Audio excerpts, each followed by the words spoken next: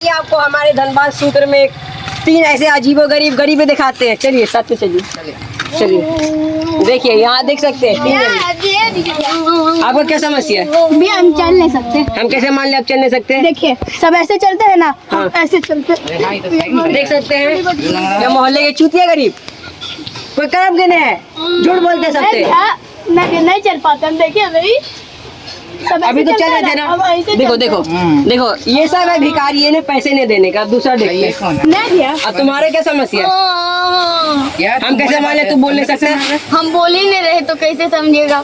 देखिए ये भी चूतिया है, ये भी वही में से है जो कोई कर्म करने हैं, झूठे इन्हें पैसे नहीं देना है। और देखिए तीसरे में आते हैं। देखो अब इसका क्या समस्या है? अरे भैया हमको नहीं दिखते भैया, हम कैसे मान ले तुमको नहीं दिखता है? जो हरे वाला पेड़ है ना हमको नहीं दिख रहा। देखिए ये भी वही में से है, इन्हें भी पैसे नहीं देने का है। ये हमारा देश नहीं बद देश है।